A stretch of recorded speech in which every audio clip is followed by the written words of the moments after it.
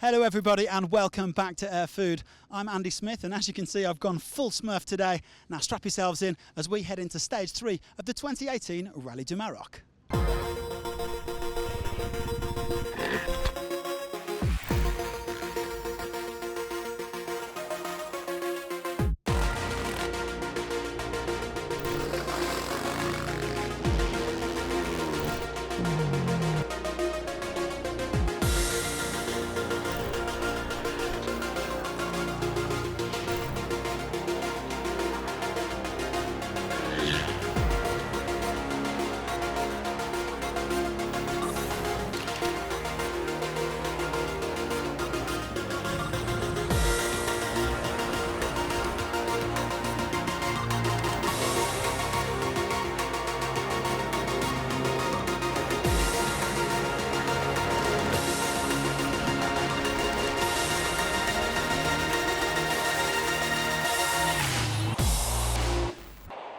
I think we can agree that 12 seconds really isn't a great deal of time, but that was all that was separating Toby Price and Matthias Wagner, both of KTM, heading into today's third stage.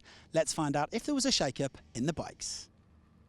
Two separate routes today, with the bikes, quads and SSVs going one way to their marathon bivouac and the cars going the other. Just over 300 kilometres for all of the vehicles to cover.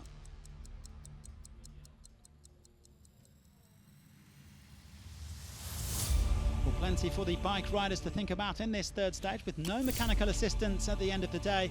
Stefan Zvitko looking on decent form. He came in around 10 minutes off the pace. Yamaha's Xavier de Sultre won last year's Merzouga Rallye, so he's very familiar with these dunes. He came in 7th. Adrian van Beveren still working his way back to 100% after a serious crash at the Dakar. He finished within 14 minutes of the day's winner. But once again, the two Frenchmen outdone by their Yamaha teammate Franco Caimi, the Argentine 5th for the second day running. Pablo Quintanilla starting to slip through the gears. The World Championship leader 4th today, just over 5 minutes down. Ricky Brabec is the highest placed of the Hondas and he tightened his grip on 3rd overall. The American just 17 seconds off 2nd spot, whereas his teammate Paulo Gonçalves lost almost half an hour. Now, Toby Price has been in top spot since the start of the rally, but he was knocked off his perch today after coming 6th. The Australian losing his way on a couple of occasions, so the new overall leader is his KTM teammate Matthias Wagner.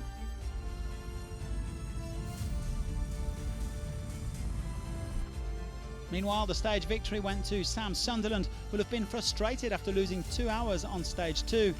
The Englishman setting off 16th and ripping through the field to win by 1 minute and 38 seconds.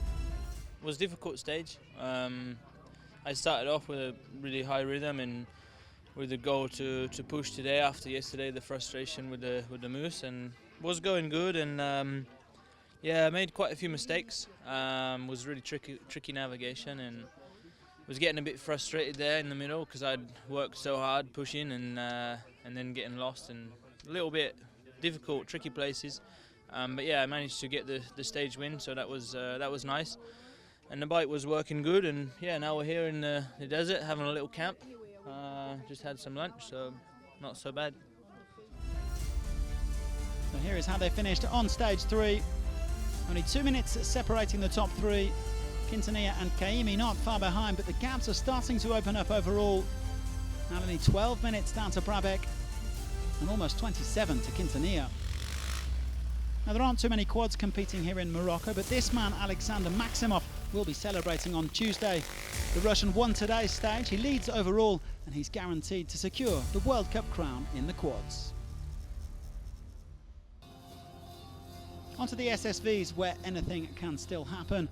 Stefan Petter Hansel and his wife Andrea moved up to 3rd overall today. Mr. and Mrs. Dakar in 4th place on the stage. Not such a good outing though for Gerard Fares. He lost the overall lead after shipping 18 minutes. And it's Sergej Kalyakin who leads the way after his stage victory, hitting the gas in the latter stages to come in ahead of yesterday's winner Austin Jones, with Portugal's Luis Moraes rounding out the top 3 on this stage.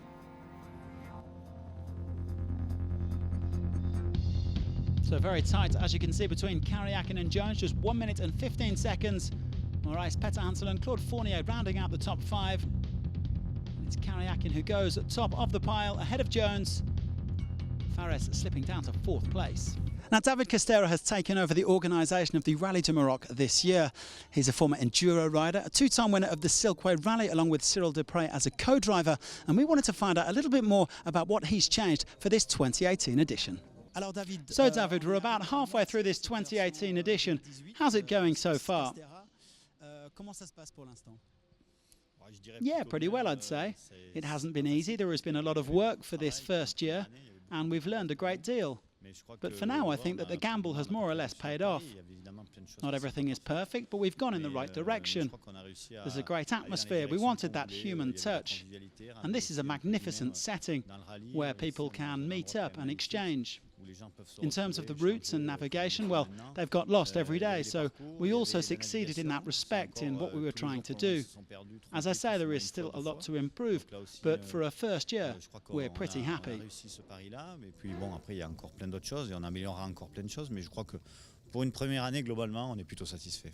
It is official. Jakub Brzezinski has won the FIA World Cup for cross-country rallies for this year. With Vladimir Vasiliev out of the race, he can no longer be caught. So all that remains now for the pole is to try and hunt down Nasser Al-Attiyah and make it 5 wins for the season. Let's find out what happened in the cars today. Here's Eric van Loon taking us into stage 3 in the cars. The Dutchman, 4th at the 2015 Dakar, looks to be enjoying himself here in Morocco. He was 5th today. Carlos Sainz started brightly, but ended up having trouble with his gearbox once again, losing quite a bit of time, El Matador. His mini teammate Cyril Dupré faring a little better, but he still came in over 19 minutes down on the day's winner.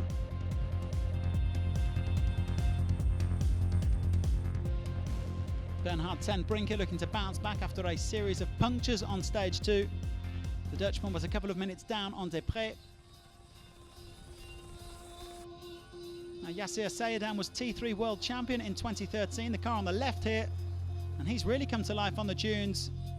3rd ahead of Martin Prokop.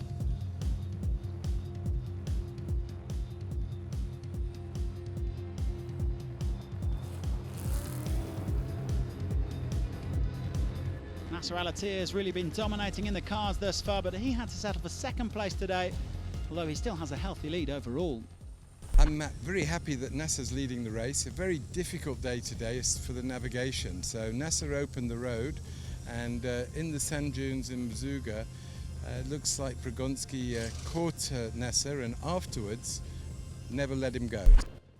Well, it was exactly as described by Glyn Hall. World Cup winner Jakub Brzezinski putting in an excellent turn to take the stage win by 3 minutes and 20 seconds. There you have confirmation of the results. Harry Hunt coming in 5th, 17 minutes and 5 seconds down. And the overall lead now 13 minutes and 5 seconds for the Qatari. Now, one thing we've been hearing a lot in the cars is how tricky the navigation is in this Rallye de Maroc. We went and caught up with Bernhard ten Brinker after today's 3rd stage. Bernhard, it's been another difficult day of navigation today. Yeah, to be honest to you, it is a quite tough rally, and it seems like that the co-pilots must do a very good job to make no mistakes. Unfortunately, we missed already 2 waypoints this week. It's a little bit of a challenge for my co-pilot and me also. It's new cooperation, but okay.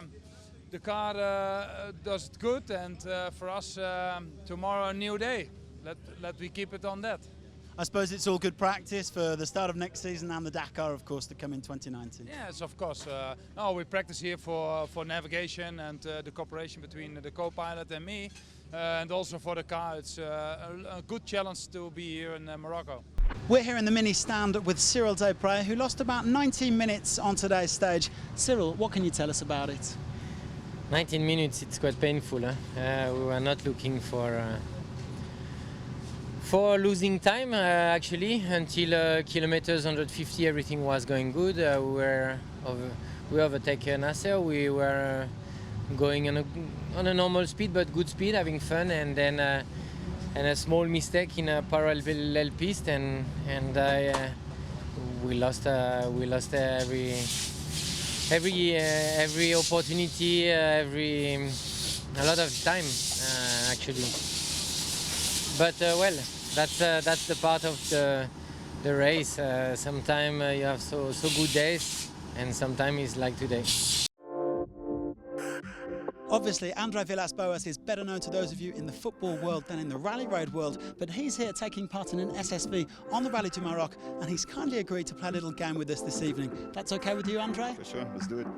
Perfect. Now let's play Air Food for Thought. Oof, I haven't made a decision yet, but I don't know, maybe car. Africa. Day. Speed. The gravel. Tagine. Steering wheel for sure. I would prefer a book, but it's impossible right now to live without a mobile phone. The mountains. Football is my life. There's a third and final loop around Air Food on the menu tomorrow, with just under 300 kilometres of special section for the bikes and almost 350 for the cars. Well, we've come to the end of another busy day here at the 2018 Rallye du Maroc. There's been a shake-up, as you've seen, in both the SSVs and the bikes, but in the cars it's as you were. Thanks for joining us, and tune in again for Stage 4. You got it to my sister.